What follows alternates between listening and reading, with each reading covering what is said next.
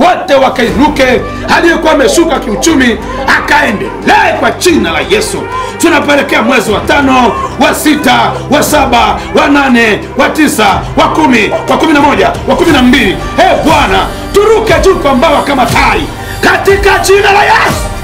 Hakuna atakayebaki chini, wote watakuwa juu katika jina la Yesu Kristo Nazareti aliye hai na mwenye pumzi. Mtu mmoja aseme amen. Amen. Amen. Amen.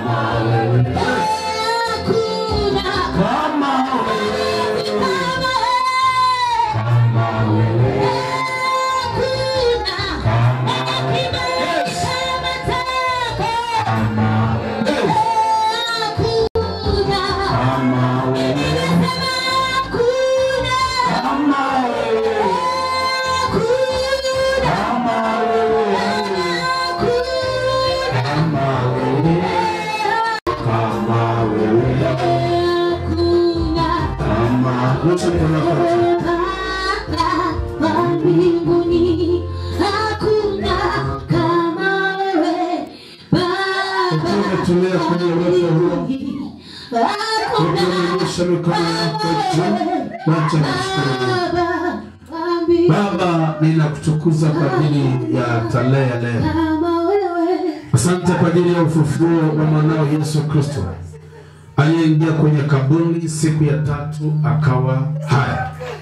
Asante kwa sababu tumefufuka upya tukiwa ndani ya siku 4 mwezi wa 4, sawa na kauli mbiu yetu ya wakoma 4 waliotikisa ule mji wa Shamu, wakakimbia wakabeba zile mali na vitu na wakawa wamefaulu kushinda.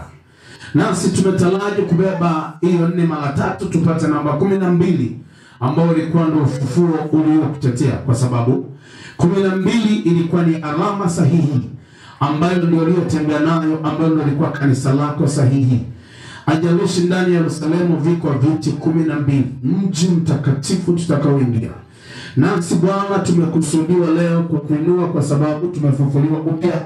Tumefufuliwa tukawa tumelivaa vazi lako ambalo ni jipya. Lile ulilolivaa, tuko hapa kula na kunywa, kuona kusudi lako na nguvu yako, na hila za ule mwovu hazitapata nafasi.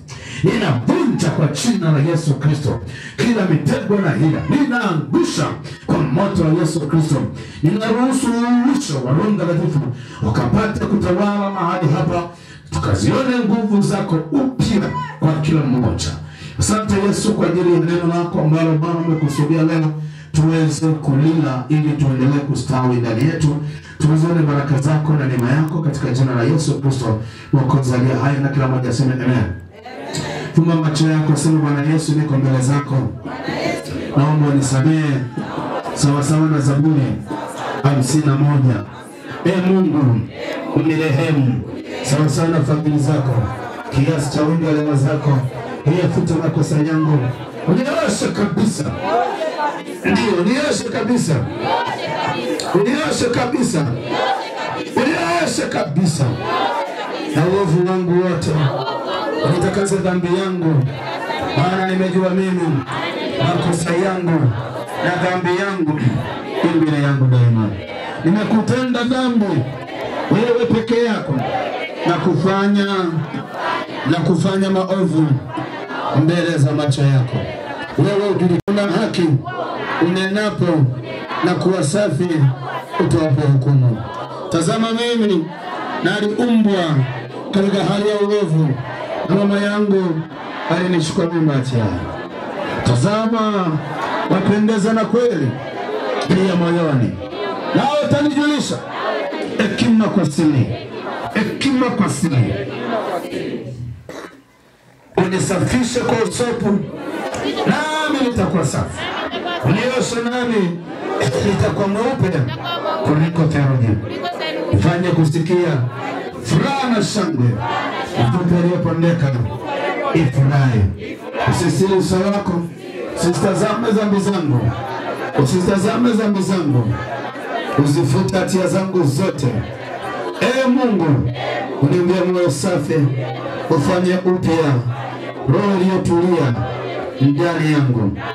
Usinitenge na uso wako, wala Roho wako Mtakatifu usiniondolee. Unirudishie furaha ya wokovu wako, unitegemeze kwa roho ya wepesi. Nitawafundisha wakosaji njia zako, na wenye dhambi watarejea kwako. Mungu, Mungu wa wokovu wangu, uniponye na damu za watu, na ulimi wangu utaimba haki yako. Bwana, fungua midomo yangu, na kinywa changu kitazungumza sifa zako. Maana upendezwa na dhabihu au ningetoa. Wewe uridhie, wewe uridhie, wewe uridhie, na sadaka unaletezwa. Dhabihu za Mungu ni moyo uliovunjika, moyo uliovunjika na kupondeka. Mungu, utodharau. Tende mema Sayuni, tende mema Sayuni kwa radhi yako, kwa radhi yako. Usijenge kuta za Yerusalemu, usijenge kuta za Yerusalemu. Ndipo Yesu mzuri mkono wako juu, fumbe macho. Sema Bwana Yesu, kama jina langu lilikuwa lijaandikwa leo liandikwe, liandikwe, liandikwe kwa jina la Yesu, kwa jina la Yesu, kwa jina la Yesu, liandikwe leo katika jina la Yesu. Bwana Yesu, asante kwa sababu adui ana nafasi juu ya maisha yangu, katika jina la Yesu. Moyo wangu umeusafisha, nafsi yangu, fikra zangu na mwili wangu. Nipe neema ya kuishi utakatifu. Nipe neema. Ilikuwa imechelewa kwa full. Haleluya. Bwana Yesu asifiwe. Amina. Leo ni kongamano yetu siku ya ngapi? Ya 3. Kauli mbiu yetu nasemaje? 1 2 3 twende. 1 2 3 twende. Siku 4 mwezi wa 4 wakoma wa 4. Twende kazi. 1 2 3 twende. Siku 4 wakoma wa 4. Wakoma wa 4. Turudie tena. Siku 4 mwezi wa 4 wakoma wa 4. Tunapata namba ngapi? Namba 12. Yesu alikuwa na kanisa la watu wangapi? 12. Kwa hiyo tunatembea kwenye namba ngapi? Namba 12. Namba 12 zina alama gani? Sema zina ishara. Zina ishara ya wana wa Israeli. Ya wana wa Israeli. Uzaliwa wao. Uzaliwa wao. Kutoka kwenye 12. Kutoka kwenye 12. Sema amina. Amina. Chapia Yesu makofi na vigelegele. Sisi nadhani tumekuwepo hapa toka siku ya Jumapili, tuko hapa kwenye malango ya Mungu. Lakini pia tulianza kongamano letu hili, tumekuwa na mwimbaji Komando wa Yesu, mpigie Yesu makofi kwa ajili yake. Tumeburudika vizuri na yawezekana tukawa naye baadaye kwenye ile saa 9 kwa neema ya Mungu. Lakini wakati huo tumeendelea pia kumuona Bwana kwa kiwango kikubwa. Jana tumeona watu wakifunguliwa kwa kiwango kikubwa. Kama walifunguliwa, mchapie Yesu makofi. Lakini juzi tumeona neema ya Mungu na neno la Mungu likitembea kwa nguvu kubwa, mchapie makofi Yesu. Kipata taarifa kama katibu yupo tusomea waraka wa rais wa mitume na manabii.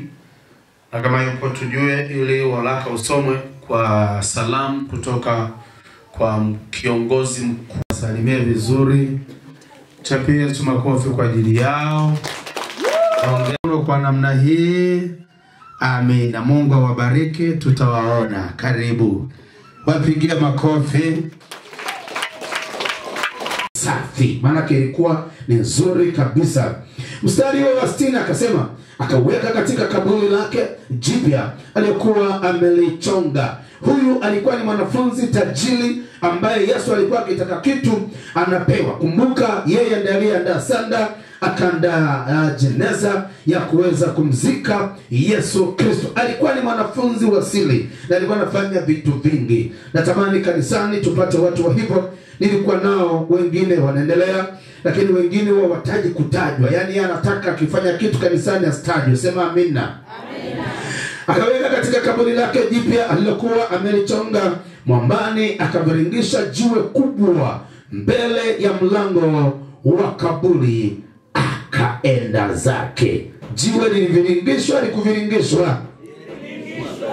Na pale alipokuwapo Mariamu na Magdalena na Mariamu yule wa pili wameketi kuelekea kaburi, mstari wa 62, hata siku ya pili ndipo iliyokuwa baada ya maandalio ya wakuu wa makuhani na Mafarisayo wakamkusanyikia Pilato, wakasema, Bwana, tumekumbuka kwamba yule mjanja alisema atakuwa alipokuwa akale hai baada ya siku ya 3 atafufuka. Je, Yesu alikuwa mjanja? Alikuwa mjanja? Alifufuka kufufuka. Basi amuru kwamba kaburi lilindwe salama hata siku ya 3, wasije wanafunzi wake wakamuiba na kumwambia watu wamefufuka katika wafu. Katika wafu, na udanganyifu wa mwisho utapita ule wa kwanza. Angalia kilichofanyika. Mfalme akawajibu Pilato akawaambia, mna askari? Nendeni mkalinde salama. Tuko pamoja? Sema, nendeni mkalinde salama. Kadiri mwezavyo. Walilinda au kulinda? Walipigwa au kupigwa?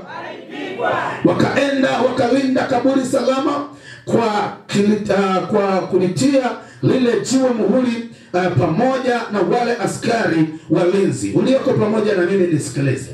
Kule mjini wengine aliwahi kusema tunamlinda huyu mama toka yuko darasa la 3. Na yule mama alikuwa na miaka nadhani 36. Wale mnaomfahamu alikuwa ni kiongozi wa mama. Ninataka nikwambie, kama una mizimu inakulinda, hiyo mizimu ninaichapa. Tunataka tulindwe na malaika. Hatuko tayari kulindwa na wachawi. Hatuko tayari kulindwa na majini. Hatuko tayari kusimamiwa na kila hila ya shetani katika jina la Yesu.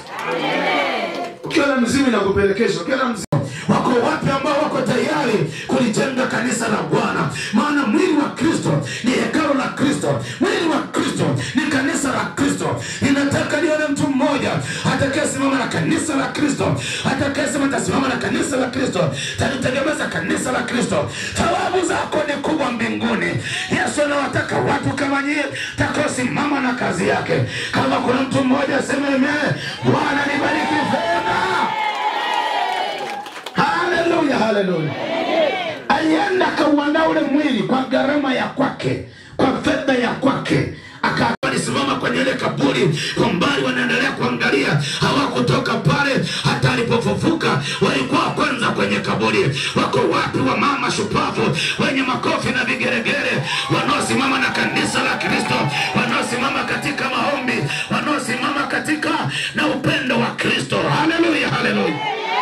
Mariamu na Magdalena na kundi lingine walisema tunampenda huyu mfalme, tutasimama naye. Wanaume walilala mbele na wapenda wanawake wajasiri. Hata mkiona kuna vita, watu wanaleta shida, ninataka niwaambie kwamba hakikisha wewe usiyumbe, simama na Bwana.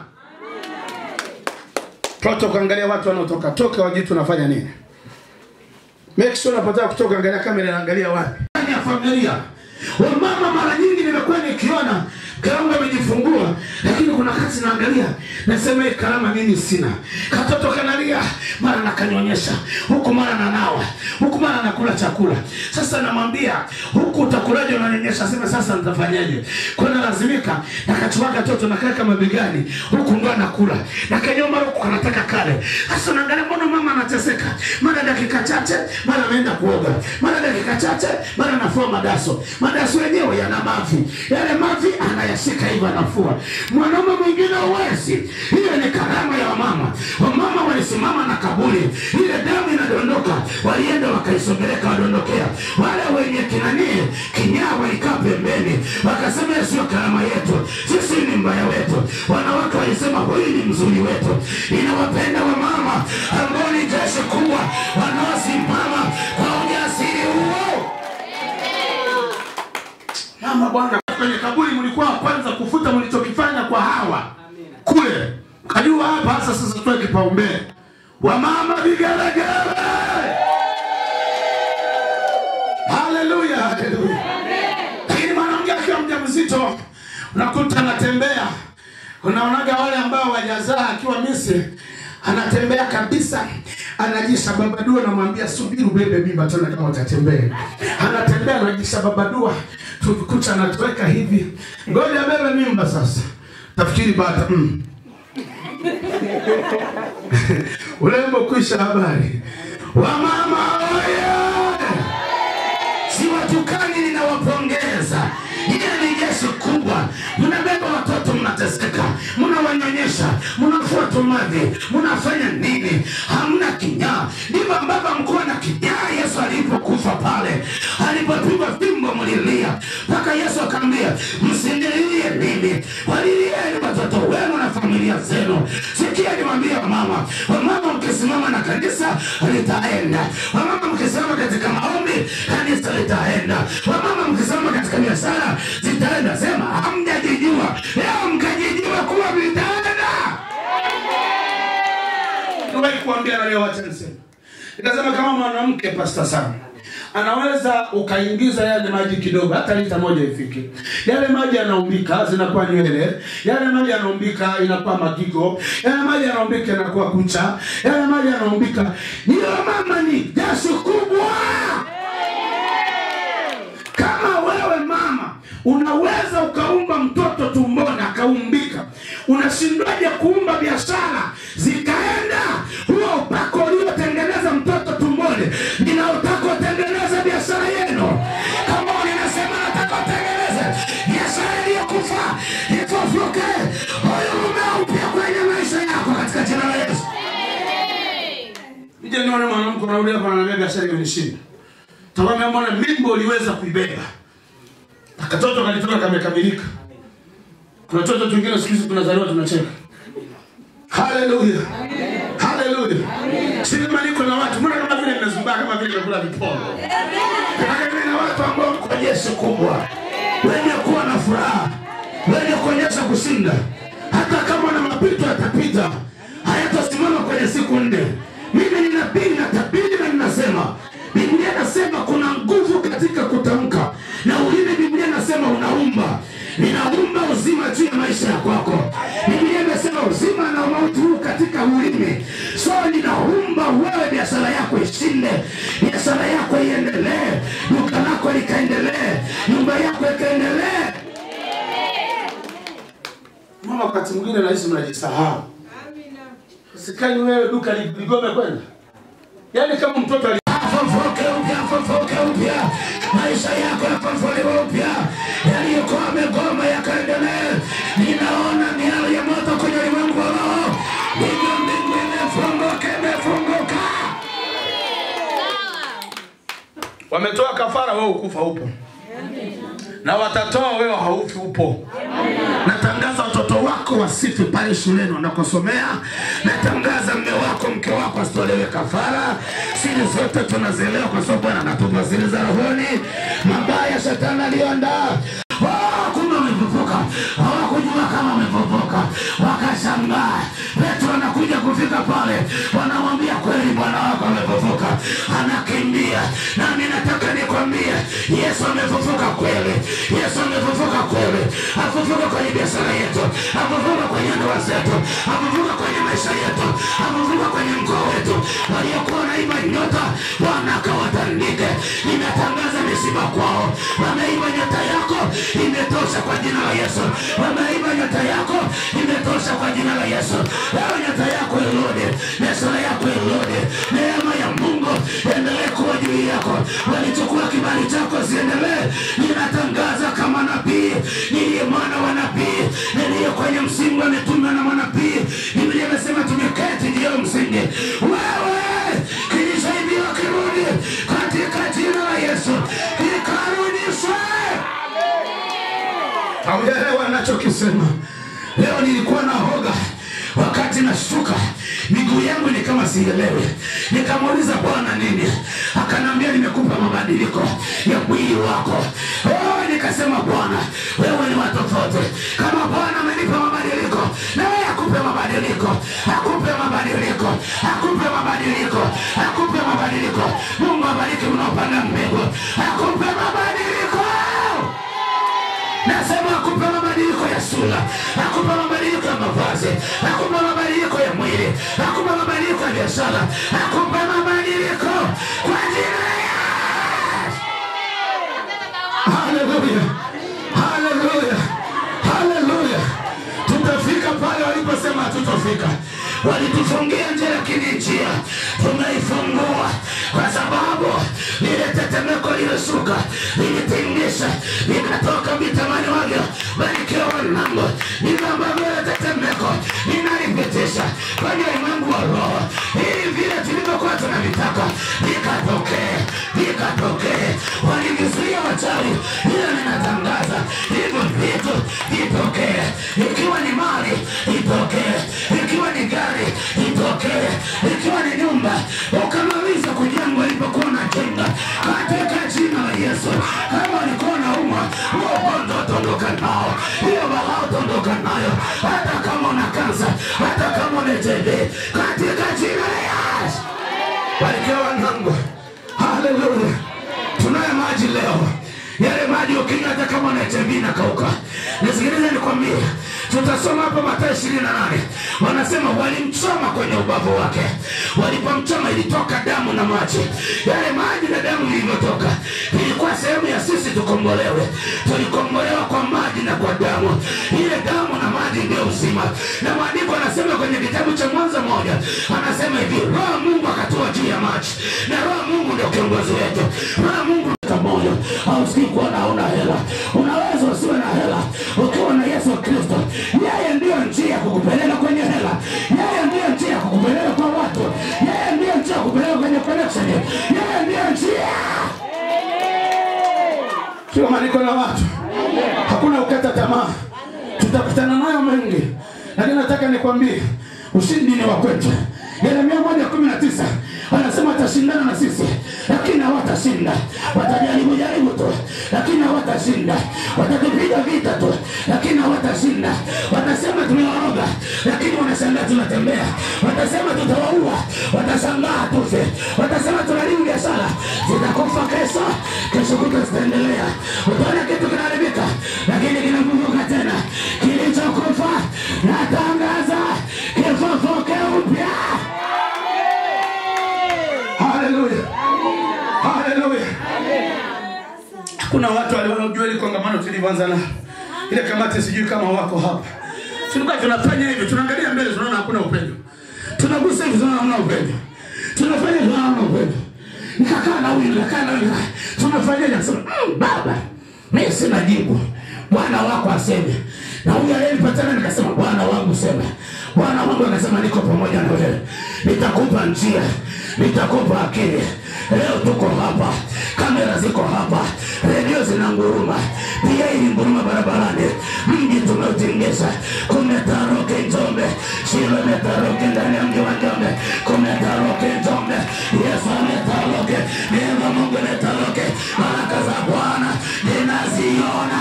Taroke ya upako, taroke ya ushindi, taroke ya baraka, taroke ya majibu, taroke. Niliona mji unatengesheka, nilikuwa nimekaa, kijana wangu anatangaza, nikasikia anasema Shilo, nikasema afadhali mji umesikia kwamba ipo Shilo, na ninataka niseme Shilo ipo kwenye maisha yako. Nitaenda kukusaidia, nitaenda kukusaidia. Kwa mtajaelewa Shilo ni shida ndio. Maandiko anasema palikuwa ni mahala ambako Mungu anaonekana. Na ndiko Ana alipatia mtoto. Yule mtoto alikuwa anaitwa Samueli. Samueli ambaye aliwapaka mafuta manabii, akawapaka na wafalme. Aliyekuwa ni nabii wa kwanza kwa taifa la Israeli. Ninatangaza kwa jina la Yesu, huo upako wa Shilo utembee kwenye maisha yako, utembee kwenye nyumba yako.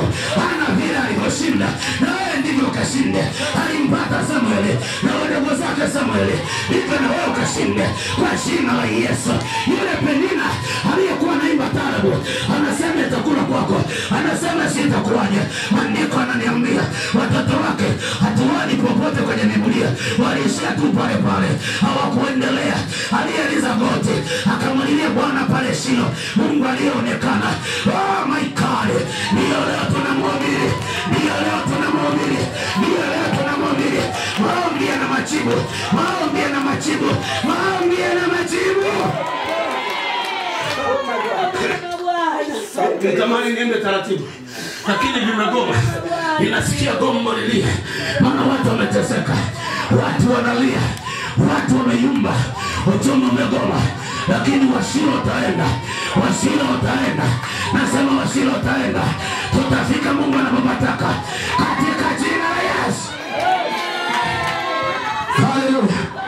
Nimwambia jana Chombe mtajiwa na wahubiri wengi, lakini si kila mmoja kusudi la Mungu yuko pamoja naye.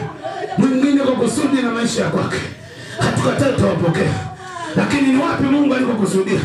Si kila mmoja atapanda mti mahala ambako panapostahili. Mwingine atasema hapa hapastahili kupanda mti, nitaupanda mahala ambako utakapostawi. Uwezo ukachukua muogo ukaupanda mahala ambako kuna miamba, miyogo itashinda kuingia, maana miyogo inaotea chini. Utalazimika kuweka kwenye udongo. Unaona kwamba muogo ukiingia utapenya, utafuta namna ya kukua. Si kama niko na watu, si kila sehemu utapeleka miguu yako na kichwa chako ili uweze kuelewa pale uzae. Kawaida Mkristo anapoingia kanisani anahitajika kuzaa katika uchumi wako, kuzaa katika maendeleo yako, kukua na kuendelea kwenye maisha ya kwako.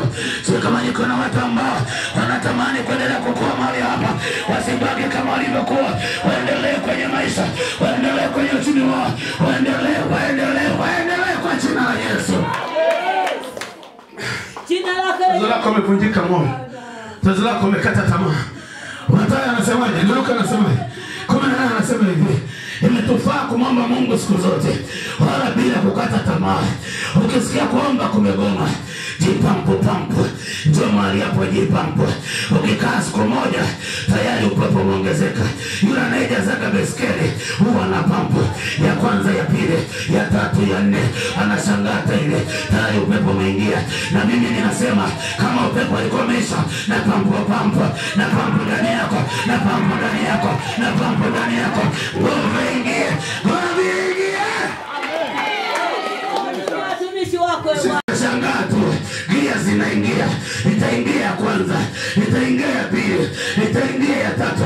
Ndio moto huo, mlima utaupanda. Ninataka nikwambie, nipeleke hivyo hivyo. Utashangaa ile nguvu inakuja kidogo kidogo, inakuja kidogo kidogo. Utashangaa unanena kwa lugha, utashangaa unaimba, utashangaa unaomba kwa ujasiri. Ukitoka huko utakuwa kama jitu ya Danieli. Nilipoingia kwenye maombi, nilitoka jasiri kama simba, nikaingia kwenye zizi la simba, nikashangaa inakuwa ni simba. Niliwaambia jana kwamba Danieli alipoingia kwenye tundu la simba, alipomkuta simba, kumbe alikuwa simba aliyekabila wa Yuda, aliyefufuka leo. Natangaza wewe ni Danieli uliye na simba, hakuliwa na simba, simba walimpapasa. Nataka nikwambie kwenye wachawi wakupapase, hawatakula wewe. Mtawa walioko wachawi watakuogopa wewe, watakupenda wewe, na usishangae ya kwao watakuona bila wewe. Wanasema tumtake tumuue, kumbe wanasali zilipo na beba vilivyo vya kwao vyote. Amina, amina. Atembea navyo. Sasa imeandikwa nitawapatia hazina za haleluya. Amen. Kuna muda vaa mavazi fulani kuingia kwenye jambo fulani. Tulia kupatia siri. Anasema na kwa kuogopa wale walinzi wakatetemeka. Kumbuka tulikotoka, walinzi walifanya nini? Walienda kulinda nini?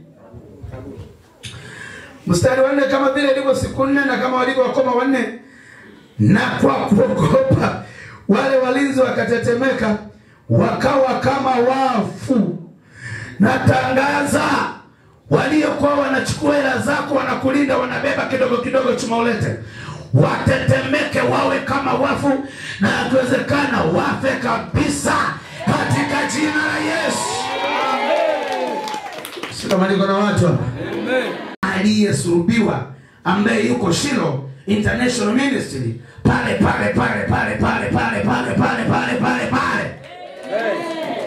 Na mwingine yuko anaangalia pale kwenye kitabu, mbona shio sioni hapa? Ndio hiyo. Mstari wa 6. Hayupo hapa kwani amefufuka kama alivyosema. Njooni mpatazame mahali alipolazwa. Nani? Enendeni upesi mkawaambie wanafunzi wake amefufuka katika wafu. Tazama hata watangulia kwenda pale Shilo. Ndiko mtakapomwona. Haya nimekwisha kuambia. Natangaza mmekuja kumwona Yesu mahali hapa. Amefufuka, yuko hai. Sijasikia vigelegele na mikono juu inayosema amefufuka, yuko hapa. Sema yuko hapa. Kuna ule wimbo uliimbwa, yuko hapa. Yuko hapa. Yuko ndio wimbo naimbwa. Alafu kinanda bum bum bum, yuko hapa. Unaimbaje chuo? Yuko hapa. Hallelujah. Amen. Asante. Yesu yuko hapa. Nasema Yesu yuko hapa. Amefufuka, yuko hai. Mwambie akupe vya kwako vilivyokuwa vimezikwa. Habari njema ameniambia leo. Amesema amekuja na mafurushi ya watu. Amekuja na majibu yenu. Amekuja na mafaili yenu. Juzi ni kama pale niwaambia watu. Nikawaambia Yesu anapofufuka atakuja na majibu. Sisi hatuendi kanisani kuomba. Kwa hizo siku 4 tunakuja kubeba vya kwetu malangoni pa Bwana. Hicho kitu ndicho kikalia kidai. Amina. Sema wewe kitu. Nipe majibu yangu. Niondoke naye. Tuaone. Amen. Mstari wa 8. Wakaondoka upesi wakatoka kaburini kwa hofu na furaha nyingi. Wakaenda mbio wakawapasha wanafunzi wake habari. Hao ni wamama nao wapenda watakaowapasha habari watu huko mitaani, kuambia tumemwona Bwana pale Shilo. Nimeona nikipona vichomi, nimeona nikipona mgongo, nimeona nikipona kichwa. Wamama mko wapi wenye vigeregere mtakaopeleka habari njema mitaani mkawashuhudia watu? Na siku ngapi tumepiga? Amen. Pametikisika. Amina. Watu wakaenda wakafuata bango kulipindisha. Amina. Sasa wanaenda kupindisha bango limefanya nini? Bango halina shida. Tena ukilipindisha ndio nazidi kutengenezwa mauti. Amen. Na nilishaweka malaika pale. Amen. Ukienda kuharibu kazi ya Mungu na kufa wewe na watoto wako na familia yako na mifugo yako na maisha yako na ukoo wako na kufa katika jina la Yesu. Maandiko yanasema mtu mmoja alibeba vitu vya thamani ambavyo walikuwa navyo kwenye kamti kadogo kanaita Hai, na yule mtu alikuwa anaitwa Kai. Maandiko yanasema akaiba vitu vya thamani vya Bwana. Alipoiba yule mtu wa Mungu, Joshua akasema, mbona mji huu tumepigwa? Yeriko ilikuwa ni mji mkubwa tukupigwa. Kamji yake kadogo ka Hai tumepigwa. Akasema inawezekana. Akararua mavazi akagaragara kwenye udongo. Mungu akamwambia Joshua, "Vipi?" Yeye akamwambia, "Tumeibiwa vitu vya thamani." Akamwambia, "Kuna mtu kamoja kanaitwa jina fulani." Kaulize. Akaita akasema, "Kuna mtu anaitwa Kaya." Akasema, "Ndio." "Wewe umeiba vitu?" Akasema, "Ndio." "Umeweka hapa?" Akasema, "Nimeficha hapa na hapa." Maandiko yanasema alimtamkia pale akasema, "Kuanzia leo wewe ufe, kako afe, mtoto wako afe, kila kitu kife. Anayegusa kazi ya Mungu kokote alipo na mtangazia dhani katika jina la Yesu aliye hai." Manabii katika mkoa wa Njombe. Juzi nimeteuliwa, niko kwenye ofisi ya rais wa mitume na manabii. Kwa hiyo alipo nipo na taarifa ninazo. Kwa hiyo kokote utakapokwenda mimi nakuagiza. Hata ukitaka kwenda kuimba mimi nakuagiza. Juzi nimeteuliwa kwenye kundi linaloitwa Growth International. Wakaniambia sasa wewe, lile ni kundi ambalo lina nchi 12. Founder wake ni Mkongo. Tena pale Bukavu juzi vita vinapigwa, ananipigia risasi zinaambia, "Rais niombe." Ameniteua kuwa rais wa Growth Tanzania. Kwa hiyo ukitaka kwenda kuimba kokote utakapokwenda mimi nakupost unaenda. Unaenda kwa kadi yako utaenda. Ukienda pale usijichanganye. Vaa vizuri, jipodoe vizuri, nywele usilaze, wewe vaa zende. Ukifika pale unajua kabisa hapa namtumikia Bwana, lakini nataka tajibu la kuolewa. Bwana Yesu asifiwe. Amina. Walienda wakaenda kutengeneza uongo. Wakati kule uongo waliusema wao kwamba sija katengeneza uongo.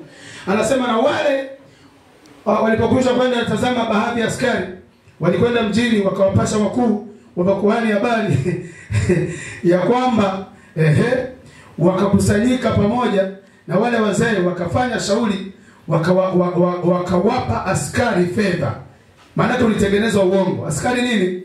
Wakasema semeni ya kwamba wanafunzi wake walikuja usiku wakamuiba sisi tulipokuwa tumelala, wajinga nyie vya mbondo. Alifufuka. Na neno hili likasikikana kwa liwali, sisi tutasema naye nani tutawaondolea wasi.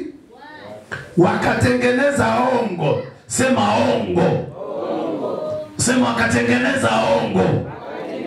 Sema yoyote aliyekuwa ananiwinda, aliyekuwa ananifuatilia, katika jina la Yesu, kwenye maisha ya kwangu leo ninasimama kupindua uongo wake, hila zake.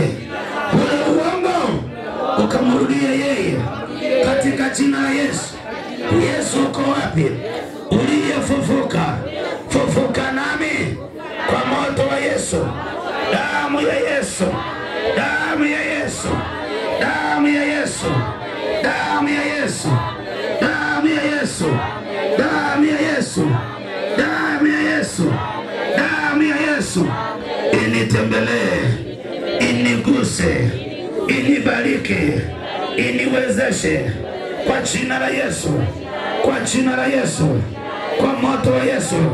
Ewe Yesu Kristo, chochote kilichokuwa kimeibiwa, kilichokuwa kimeibiwa, sema hiyo, kilichokuwa kimeibiwa kikarudi, kikarudi, kikarudi kwa moto wa Yesu, kwa moto wa Yesu, kwa moto wa Yesu.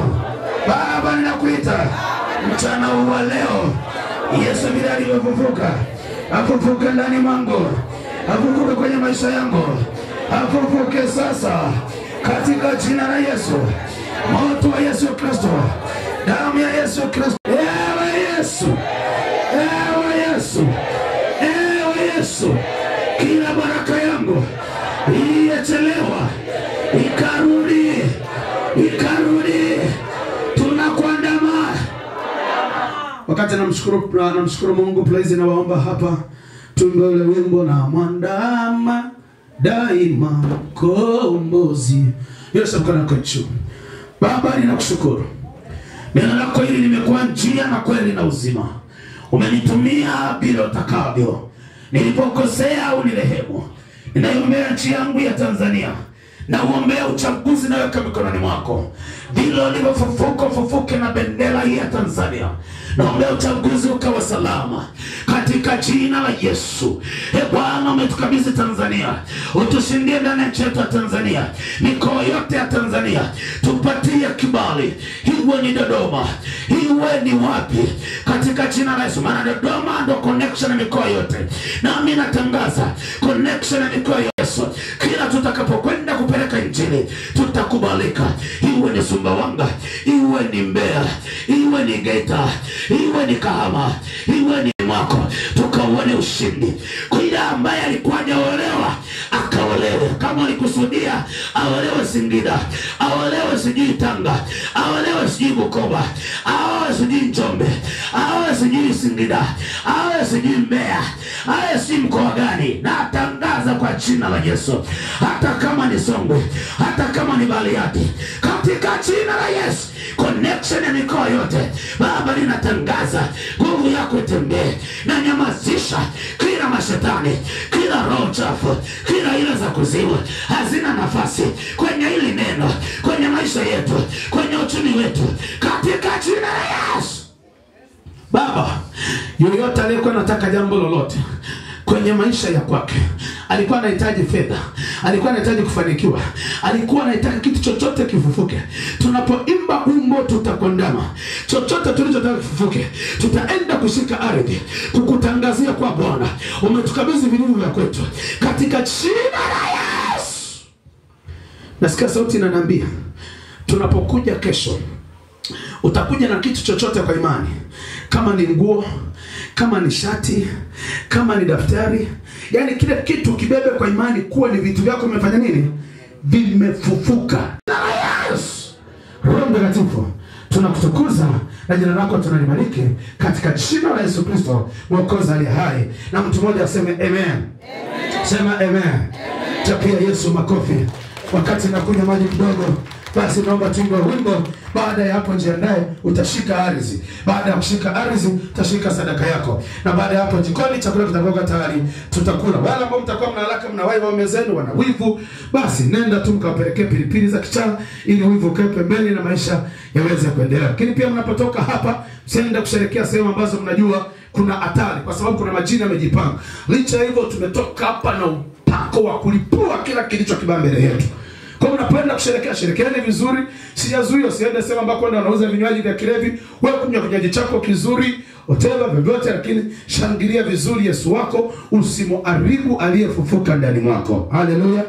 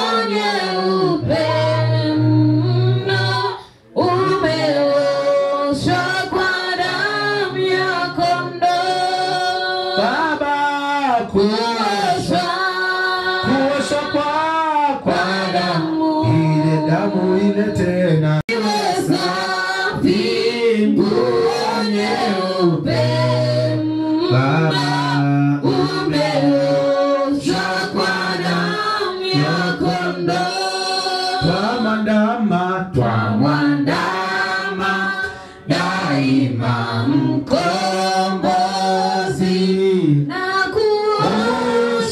kwa damu ya kondoo, Baba yako kwa sulubiwa makazi ziwe safi, nguo nyeupe mno, umeoshwa kwa damu ya kondoo.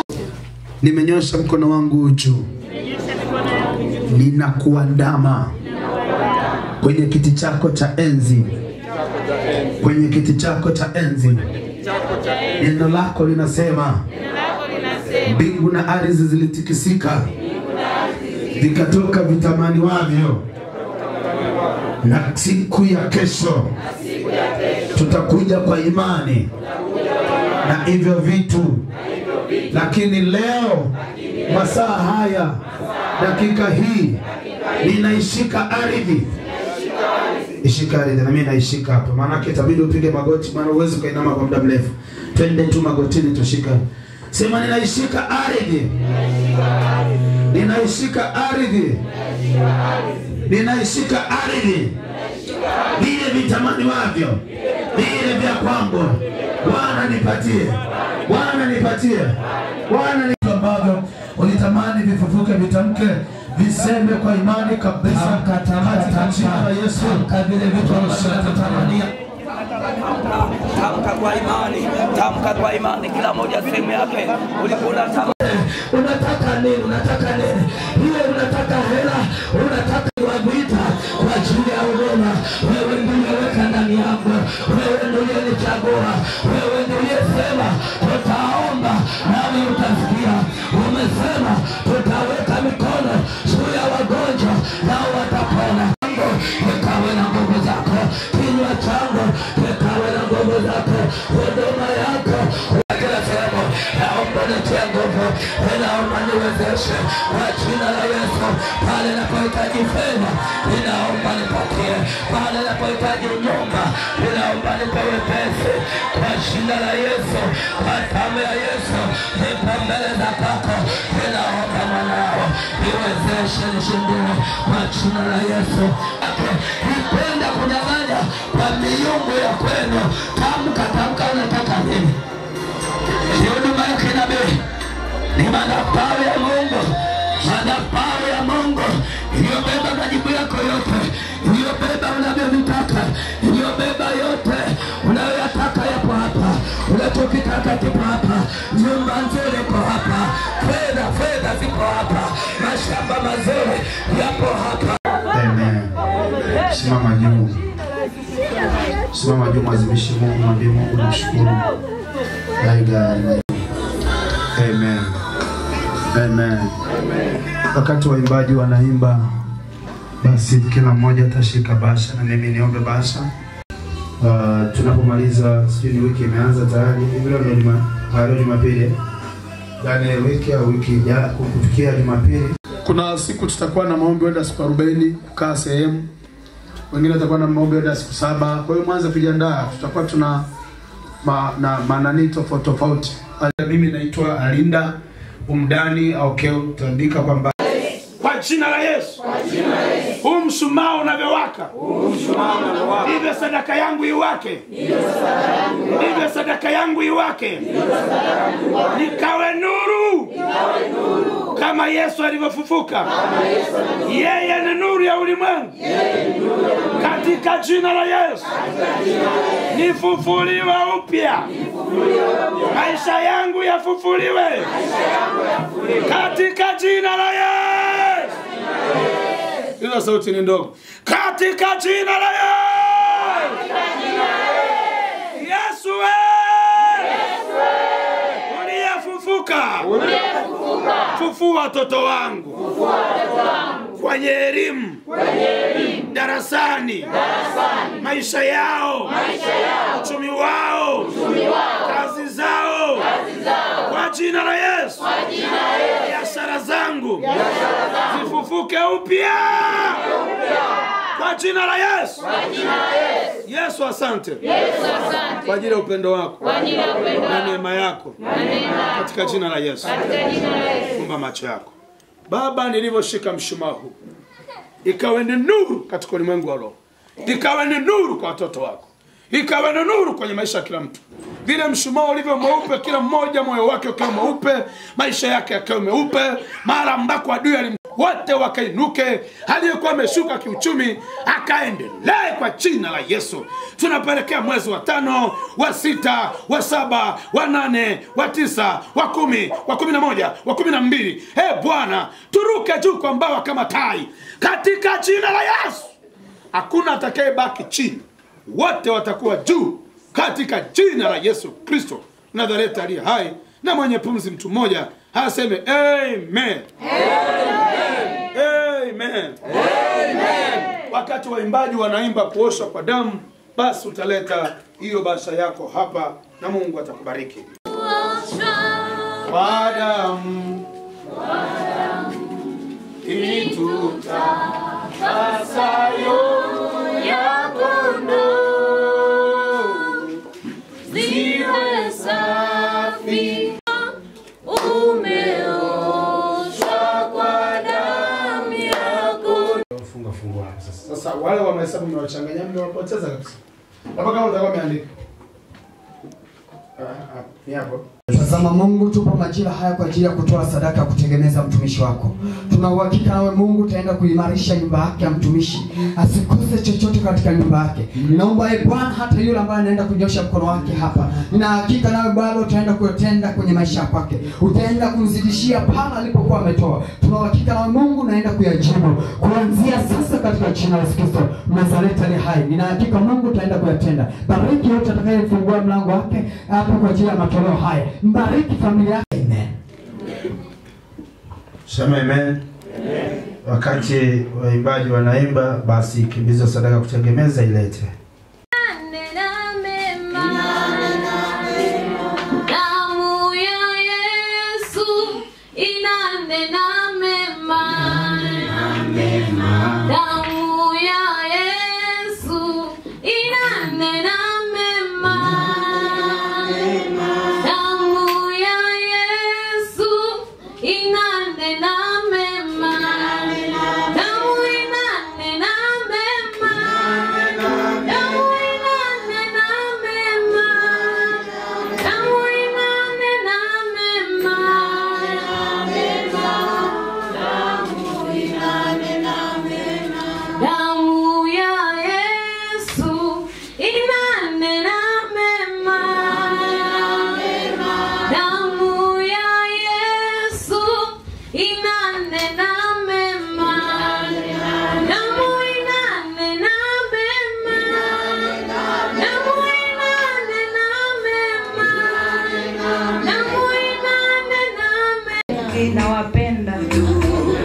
Nashukuru Mungu kupata kibali leo kuwepo mahali hapa, maana najua ni kwa neema tu. Na ninawaomba pia kanisa kwa muda ambao kwa sasa hivi familia yetu ni kama, tunaomba kwa ajili ya familia yao, watetee wote ndugu, hiyo kesi ifutwe, migogoro ishe, wakaelewane. Wazazi waliwaacha salama, kila roho chafu iliyopata nafasi Baba kaiondoe kwa jina la Yesu Kristo. Watetee Yesu, hiyo familia igange kwa jina la Yesu. Damu ya Yesu isimame na hiyo familia katika jina la Yesu. Amen. Chape Yesu makofi. Mungu atunze na tasimama nani. Baba, ninakushukuru kwa ajili ya kongamano hili kubwa. Ikiwa leo ni siku yetu ya 3 na ikiwa leo ndo Yesu amefufuka, katika jina la Yesu Kristo Mwokozi aliye hai, ninaombea watu wote hawa maelfu ambao wamepata nafasi ya kuwepo hapa katika jina la Yesu Kristo. Naomba ukapate kuwabariki. Chochote ambacho ni vita, ni roho chafu, imekwisha. Kama vile Yesu alivyosema msalabani, imekwisha. Na tangazo maskini umekwisha. Wachawi wanaokuwa kuroga imekwisha. Balaa na mikosi imekwisha. Ukosefu wa fedha imekwisha. Kila aina ya ubaya wa aina yoyote imekwisha. katika jina la Yesu Kristo. Wabariki watoto wako ambao walikuwa na muda mrefu au wapo, akiwemo Heli, akiwemo akina Mtalema, akiwemo akina nani, wote kwa pamoja wabariki. Wageni waliofika leo kwa mara ya kwanza wote wabariki. Napoenda kuzima mshumaa, ninazima matatizo yote. Naenda kuhesabu mara 12. Takapohesabu 12, nimezima kila aina ya uchawi, kama vile Yesu alivyoingia kwenye kaburi. Kwa ubaya wote utakuwa umezimika. Nahesabu kwa mara ya kwanza, nahesabu kwa mara ya pili, nahesabu kwa mara ya tatu, nahesabu kwa mara ya 4, nahesabu kwa mara ya 5, na mara ya 6, na mara ya 7, na mara ya 8, na mara ya 9, na mara ya 10, ya 11, ya 12. Nimezima kila aina ya uchawi na ubaya hautainuka ya mtu yoyote, bali kila mmoja utampatia kuendelea na kufanikiwa atokapo na ingiapo, katika jina la Yesu Kristo. Roho Mungu, nakushukuru kwa ajili ya upendo wako, baraka zako na nguvu yako. Tubariki kila mmoja, tuwezeshe kila mmoja, tuinue kila mmoja, tuangaze mbele uso wako kwa ajili ya baraka zako tele, katika jina la Yesu Kristo. Asante kwa ajili ya pendo lako na ukuu wako, katika jina la Yesu. Na kibariki chakula kilichoandaliwa na kitakasa kwa jina la Yesu Kristo, Mwokozi aliye hai, kwa jina la Baba na la Mwana na la Roho Mtakatifu, na kila mmoja aseme amen. Amen.